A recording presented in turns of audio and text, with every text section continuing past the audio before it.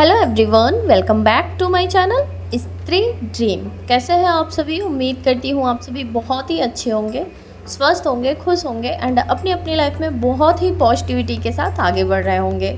And साथ ही साथ जिसका भी एग्ज़ाम है अपने एग्ज़ाम की प्रिपरेशन बहुत अच्छे से कर रहे होंगे। फ़िलहाल मैं भी ठीक हूँ और मैं भी अपने एग्ज़ाम की प्रिपरेशन अच्छे से ही कर रही हूँ। जैसा कि हम सभी को पता है, जो हमारा अभी इलेक्शन हुआ है चुनाव, उसके बाद यूपी में बहुत ही ज़ोरों शोरों से काम होना स्टार्ट हो गया है वैकेंसीज़ के ऊपर। जैसे कि आप लोगों को ये भी पता होगा कि आरओ का जो री एग्ज़ाम होना है उसकी भी डेट उसी दिन कंफर्म हो गई है जिस दिन चुनाव का रिज़ल्ट आया है। और सीटेट के एग्ज़ाम की डेट पहले से ही मतलब क्लियर थी। तो मुझे भी जैसा ना प्रेशर जैसा फील हो रहा है इस टाइम, क्योंकि मैं बहुत बड़ा स्टेप ली हूँ अपनी लाइफ का यहाँ आकर एक छोटे से बच्चे के साथ। तो मुझे ऐसा लग रहा है ना कि अगर अब मेरा कुछ नहीं होगा ना तो फिर मेरे पास ना करने का ऑप्शन होगा कुछ, और ना ही मैं कोई एक्सक्यूज़ दे सकती हूँ। और इस टाइम मैं आप लोगों को सच में बता रही हूँ ना कि जैसे मेरा पीछे रूटीन गड़बड़ हुआ है, फिर से मैं बैक टू रूटीन पर आ ही नहीं पा रही हूँ। पता नहीं क्यों मुझसे जैसे सुबह उठा ही नहीं जा रहा है। और मैं कल रात को अपने सारे शॉर्ट वीडियोस देख रही थी, मैं जिस दिन यहाँ पर आई थी उस दिन से लेकर अब तक के, कि मैं बहुत अच्छे से सारी चीज़ें कवर अप कर ले रही थी। पर इस बीच जैसे मुझसे सारी चीज़ें मैनेज हो ही नहीं पा रही हैं। पता नहीं क्यों, जैसे मैं अपने माइंड पर कंट्रोल नहीं कर पा रही हूँ। और जिसकी वजह से जब मेरा रूटीन गड़बड़ है तो फिर मेरी वीडियोस भी कंटिन्यू नहीं हो पा रही हैं। ऐसा नहीं है कि मैं वीडियोज़ नहीं बना रही थी, मैंने बनाया था, बट मेरा वॉइस ओवर करने का मन ही नहीं हो रहा है कि मैं बोलूँ क्या। और आप लोग भी ना मेरे लिए तो बिल्कुल मत परेशान होइए, अपने एग्ज़ाम पर फोकस कीजिए, क्योंकि एग्ज़ाम में अब मिलाकर टोटल 20-22 दिन बचे हैं और एग्ज़ाम क्लियर करना बहुत ज़्यादा ज़रूरी है। अदरवाइज़ फिर से 6 महीने का इंतज़ार करना पड़ेगा एंड उसके बाद कुछ होगा। और जिस हिसाब से चीज़ें चल रही हैं अभी यूपी में, मे बी वैकेंसीज़ अगर आ जाती है ना तो बहुत ज़्यादा पछतावा होगा। इससे अच्छा है कि अभी एग्ज़ाम पर फोकस किया जाए सब लोग मिलकर। आजकल मैं बहुत ज़्यादा कमेंट्स पर ध्यान नहीं दे पाती हूँ। ऐसे रफली मैंने देख लिया तो देख लिया, तो कुछ कमेंट्स ऐसे आ जाते हैं कि मतलब कुछ पूछना रहता है किसी को और मैं ओके बोल देती हूँ, बट बाद में मैं भूल जाती हूँ, क्योंकि आजकल ना मेरा माइंड, मैं बता रही हूँ ना, कंसंट्रेशन नहीं कर पा रही हूँ। आकांक्षा वर्मा जी का कमेंट था कि उनके मार्क्स नहीं बढ़ रहे हैं, वो भी हाउसवाइफ हैं और 2 बार सीटेट का एग्ज़ाम दे चुकी हैं, दोनों बार नहीं निकला पेपर 2 और इस बार फिर से देना है। नंबर इंक्रीज़ नहीं हो रहे हैं।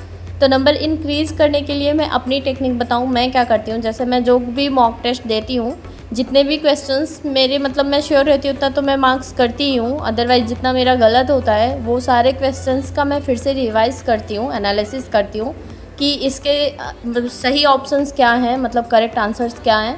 और उसके बाद फिर से मतलब जिस पार्ट में मेरा नंबर कम आया होता है उससे रिलेटेड मैराथन वीडियोज़ देखती हूँ, या फिर जो मैंने बैच परचेज़ कर रखा है वहाँ से उस टॉपिक के बारे में पढ़ती हूँ जहाँ से मुझे क्वेश्चंस मेरे गलत हुए रहते हैं। उसके बाद मैं फिर से मॉक टेस्ट देती हूँ। तो इससे मतलब 2-4 नंबर तो इंक्रीज़ हो ही जाते हैं। अब अचानक से नंबर नहीं बढ़ जाएगा, थोड़ा थोड़ा मेहनत करना पड़ेगा एंड थोड़े थोड़े मार्क्स बढ़ते हैं। तो मैं तो इसी तरह से मैनेज कर रही हूँ। आप मुझसे पूछ रही थी कि मैं ऐसा क्या करूँ कि मेरे भी नंबर मतलब आपके जैसे इंक्रीज़ हो जाएँ। तो मैं अपनी टेक्निक जो फॉलो करती हूँ वो मैं आपके साथ शेयर कर रही हूँ। एंड ज्योति जी, आपका कॉमेंट बहुत बड़ा था, उसके लिए मैं किसी और वीडियोज़ में बात करूँगी। आपने मुझे 2-3 बार बोला। और एक और कमेंट आया था शॉर्ट वीडियो बनाने के लिए टेक्स्ट बुक के ऊपर, तो उसके लिए मैं देखती हूँ एक छोटा सा वीडियो बनाकर डाल दूँगी। वैसे टेक्स्ट बुक के बारे में, जैसे एप्लीकेशन आप डाउनलोड कीजिएगा, प्ले स्टोर से मिल जाएगा, और उसके बाद फिर वहाँ पर लॉगिन करेंगे। और परचेज़ करने के लिए फ़िलहाल वहाँ पर फ्री ऑफ कॉस्ट नहीं है, परचेज़ करना पड़ता है, मंथली एंड ईयरली होता है। और एक पास होता है, एक प्रो पास होता है। तो जो पास होता है उसमें सिर्फ मॉक टेस्ट होते हैं, और जो प्रो पास होता है उसमें जो PYQs होते हैं, जैसे जो भी एग्ज़ाम के प्रिपरेशन कर रहे हैं उसके जितने भी एग्ज़ाम अब तक हुए हैं सारे क्वेश्चन पेपर अवेलेबल होते हैं प्रो पास में। और अभी ऐसे आप देखेंगे तो बहुत कॉस्टली दिखाता है, बट आप थोड़ा सा वेट कीजिए, कोई फेस्टिवल या फिर ऐसे भी ऑफ़र आते रहते हैं, चेक करते रहिए। तो प्राइस जब गिर जाए, मतलब कम हो जाए, तब आप परचेज़ कर सकते हैं, और ये पूरा 1 साल के लिए वैलिड होता है।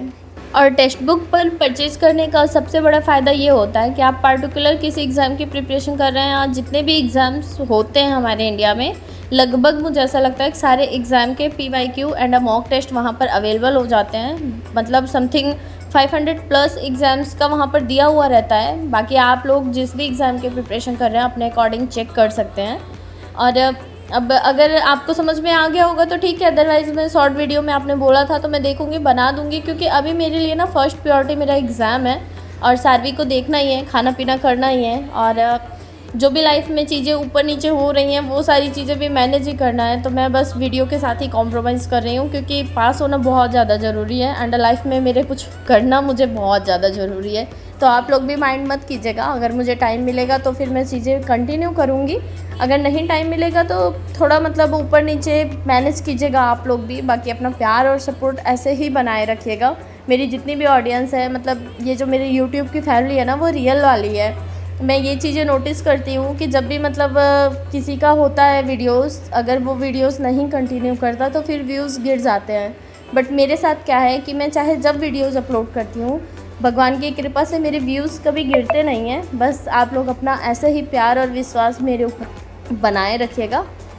बाकी मैं सुबह तो नहीं उठ पा रही हूँ, बट जब भी उठ जाती हूँ 6 बजे 6:30 बजे, तो फिर मैं अपनी पढ़ाई पर ही फोकस कर रही हूँ, क्योंकि पढ़ना मेरे लिए भी बहुत ज़्यादा ज़रूरी है। एंड मैं ये सोच पा रही हूँ कि शायद आप लोगों के लिए भी उतना ही ज़रूरी होगा जितना मेरे लिए ज़रूरी है।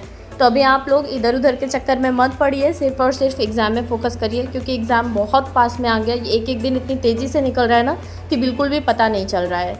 और एग्ज़ाम निकल जाएगा ना, सोचिए कितनी खुशी मिलेगी। अब हम लोग नेक्स्ट एग्ज़ाम की प्रिपरेशन कर पाएंगे, क्योंकि अब बहुत हो गया सीटेट का एग्ज़ाम, तीसरी बार हो जाएगा मेरा। तो एक बार मतलब मैंने फॉर्म अप्लाई किया था, एग्ज़ाम भी नहीं दिया था, मेरा 4th टाइम हो जाएगा। तो बस ऐसे ही कुछ चल रहा है मेरा दिन। बाकी जैसे ही मेरा टाइम मैनेज हो जाएगा, मैं मैनेजमेंट अपना बना लूँगी, तो फिर सारा बैक टू रूटीन पर आ जाएगा। बाकी वीडियोस बनाना उतना ज़्यादा ज़रूरी नहीं है जितना एग्ज़ाम पास करना ज़रूरी है। बाकी आज के लिए बस इतना ही। जल्दी ही फिर मिलूँगी एक नए वीडियोज़ के साथ, तब तक के लिए बाय बाय।